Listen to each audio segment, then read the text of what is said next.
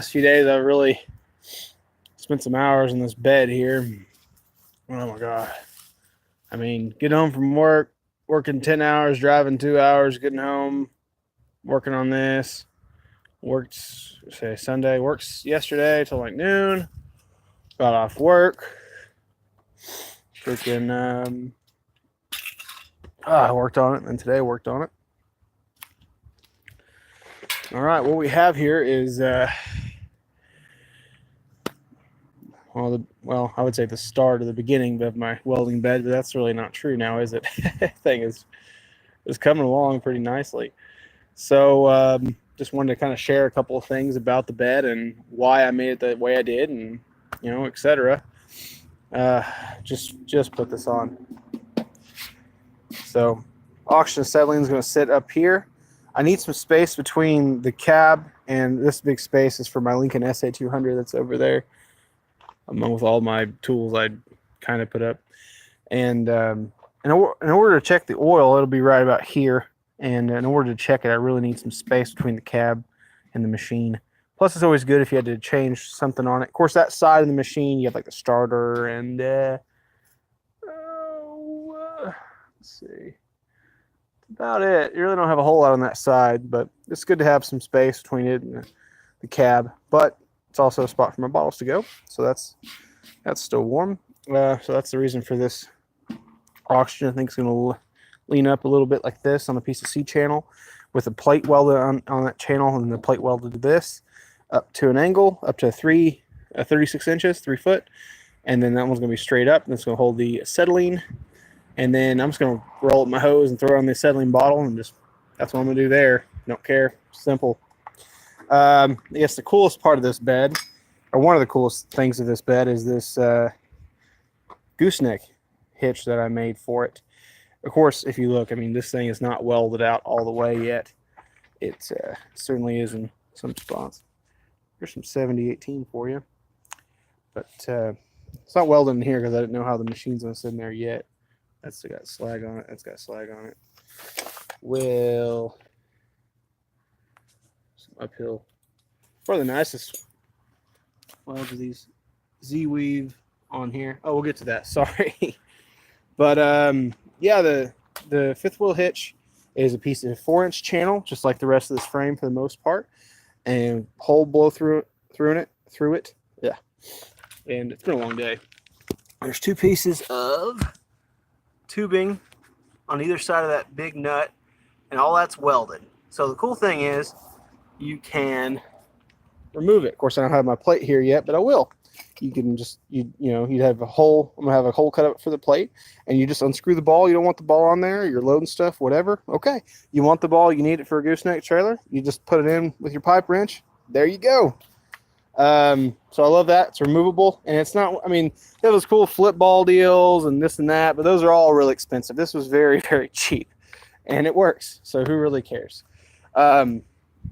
This thing is another really cool attribute of the bed. However, I mean, most of them kind of do the same thing. Of course, actually building it and making the angles and everything is a pain in the butt. Your Z-weave there. Here you go. Here's some 7018 action for you. Oh yeah. And so weld on hitch there, which I'm glad I went with. I was gonna blow some holes through it and put my balls on there, but I had a buddy taught me into doing that, which is pretty smart. I like that idea. I have a 36-inch little job box. It'll set here to about there, pretty much that rectangle there. That's where it's going to set. I'd love to have some under boxes, but we're talking, I don't know, $400 or $500 just for them. I'll get them later. Love to have them there. I'd love to do that, and that's my initial thought with this bed. But for now, at least I have a job box to put my stuff in. But love to have the most bed space as possible, really, with having the machine and the bottles, and then as much bed space as possible was my thinking. So yeah, eventually I'd love to do some. It's gonna be some 24-inch boxes. They're gonna go to about here later on. So we have a piece of tubing. Oh, and there's another thing about this bed that I really like. It's how much surface area actually meets the frame of the truck is incredible. There's a piece of 3x2 angle, 3/16. There's a piece of tubing. And then there's a cutout for the fuel neck. And then right here where that hump is, the little slight hump there, yeah, you see it on both sides there? It's actually resting on the channel. So I've seen several people do it where they make their bed and it's off of that for some reason. I'm like, that's a perfect, it's a lot of surface area you're missing out on. You could be, having it there. There's another little foot, and then there's another cutout, and there, and that still has slag on it. That's why that looks weird. Okay, anyway. So we have this coming up here. We have a grade 8 bolt on either side of it, welded there. We have a foot here on either side, and then it makes contact with that hump. And then you have the tube, and then that foot. Tons of surface area. Of course, the machine's gonna be right here. So really, and I'm not done with that. I'm gonna do 2 pieces of flat bar. I think it's gonna go here to a bolt on either side, just to kind of help the side to side. That's a lot of weight. The machine's 1,300 pounds or whatever, so a lot of weight plus the bottles and, well, hell, everything else really, for that matter, anything up close to the cab. But that's what I got going on. I don't know what I'm doing with the spare tire yet. There's a rack I can put down here for it. I don't know. Oh, I do have some cool lights. Where are they at? Here, I can put them down for you. Excuse the horrible mess. I think they're right here. They're right here. There's that box I was talking about. There's my awesome lights with a backup light too. So, I don't know, I have a couple thoughts for these, but let's see. Think about putting them like that. I'd love to have them in here. It would protect them. I don't know. That's probably the better way to go. I'm going to encase the back of them for sure, though. I'm going to make something for them. I don't know. I have a bit of plate left. I can plate or whatever. Keep that all nice and safe. Protected. License plate's gonna go in here. Then I need some mud flaps eventually too. But for now, hey, not bad.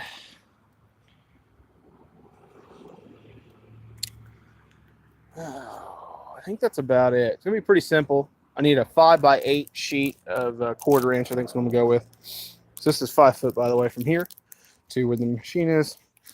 We're pretty close, like right there. Actually, there's your 5 foot. So 5x77.